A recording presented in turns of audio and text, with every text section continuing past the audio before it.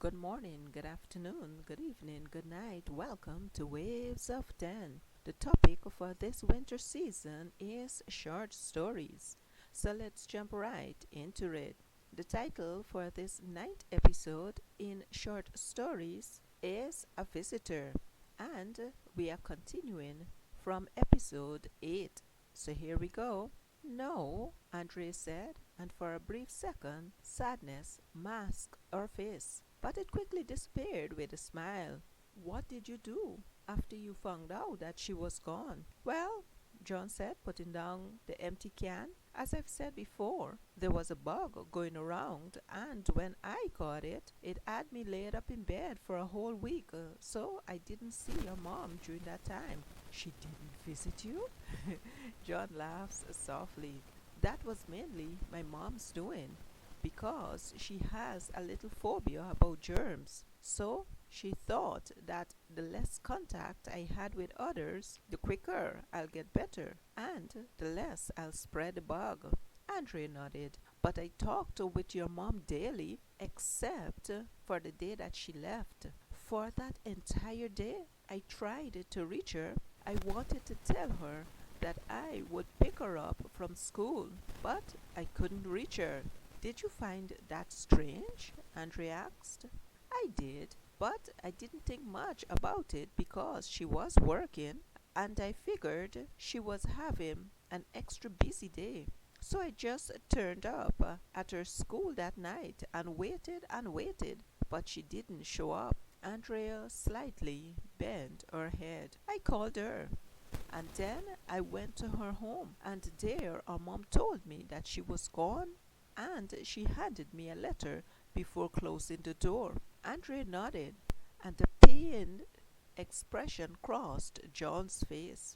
He cleared his throat. Her letter said that she didn't want to hurt me, but she met someone at work, and they'd ran off to be together. They wanted a new start, and she didn't want me looking for her.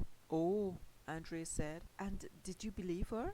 John took a deep breath, then slowly let it out. I will admit that at first I was hurt and confused, so I went back to see her mom. I wanted your mom's new address, phone number, something, but your grandmother wouldn't give it to me. So you just give up after that? Andrea asked.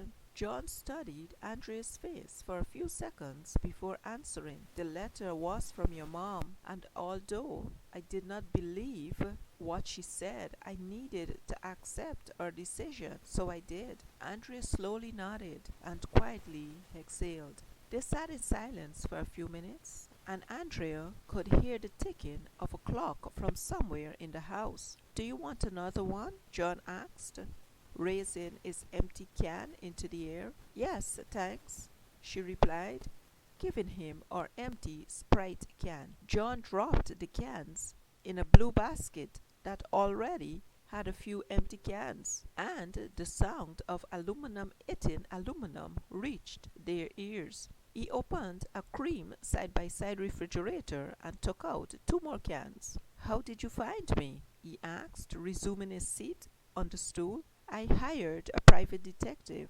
but I didn't need to because my grandmother knew where you were. Yes, John said. I stayed close to home. Andrea looked around the kitchen, and her eyes traveled to other parts of the house, and they landed on a family photo. You have a lovely family, she said, gazing at the photo. Thank you, John said, as he recognized the pain expression that flew across her face. How's your mom? He asked. Andrea looked at him, and she was quiet for a few seconds. She cleared her throat and said, She passed away from breast cancer 3 months ago. Andrea's shoulders suddenly shook, and she struggled to control her emotions. Tears flowed from her eyes, and within seconds John was off his stool and standing next to her. Andrea stood and hugged him. I'm sorry. I'm so sorry, she said as she sobbed. You have nothing to be sorry for, John replied. My mom loved you so much. I'm so sorry, she said again. Tears silently fell from John's eyes. Neither John nor Andrea heard the jingling of keys before the front door was pushed open and a woman stood looking at them from across the room. "What's going on, John?" she asked. The end. Thanks for listening, guys. Goodbye.